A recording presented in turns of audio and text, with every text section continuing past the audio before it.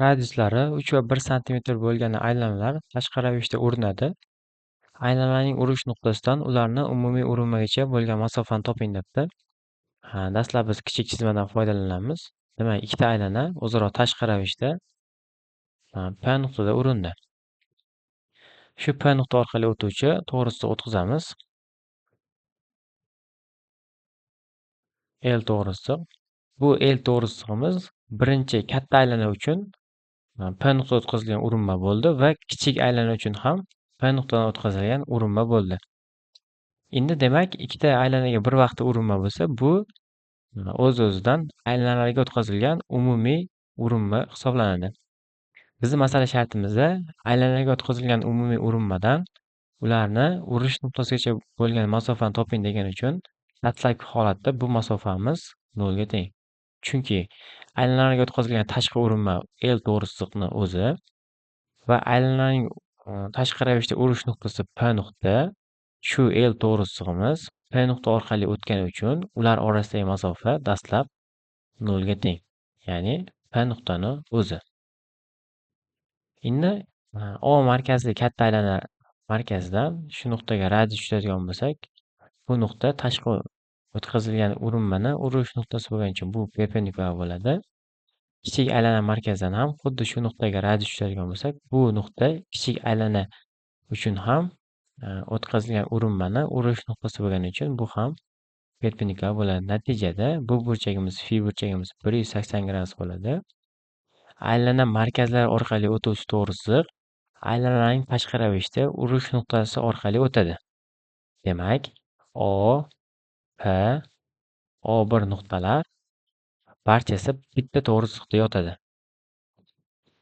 Endi ikkinchi chizmamizga qaytadigan bo'lsak, demak, birinchi holatda javobimiz 0 ga teng. Endi ikkinchi holatda umumiy urinmalar quyidagi ko'rinishga ega bo'lsin. Ya'ni L1 va L2 ko'rinishda umumiy tashqi urinma o'tkazaylik. Xo'p, demak, bizda yuqorida gaplashdik. Aylananing markazlari orqali o'tuvchi to'g'risiq ularni urish nuqtasi orqali ham o'tadi.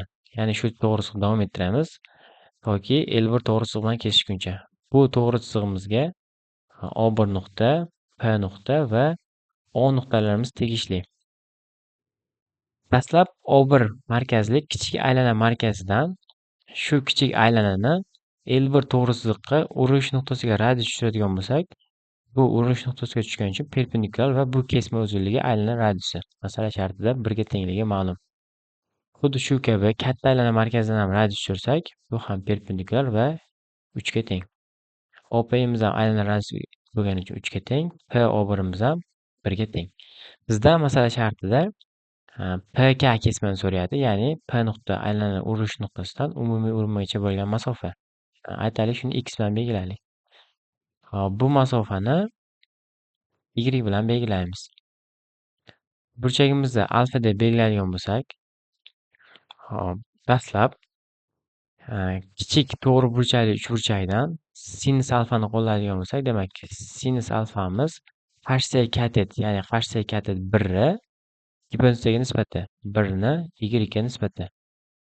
O'rtancha to'g'ri burchakli uchburchakdan sinus alfamiz qarshi katet x ni gipotenuzaga nisbati, ya'ni x taqsim gipotenuzamiz y plus 1 ga teng.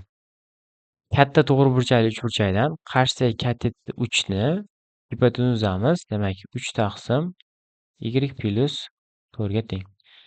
Hop, dastlab birinchisi bilan uchinchisini proporsiya qiladigan bo'lsak, 3y teng y plus 4 ga teng. Bundan y topsak, 2 ga tengligi ma'lum.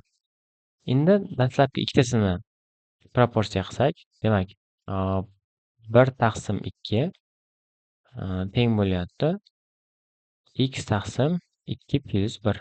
Bundan x'imiz 3 taqsim 2. Demak, javob aylanaga o'tkazilgan umumiy urinmadan urish nuqtasigacha bo'lgan masofa 0, 3 taqsim 2 va yana 3 taqsim 2 santimetrga teng.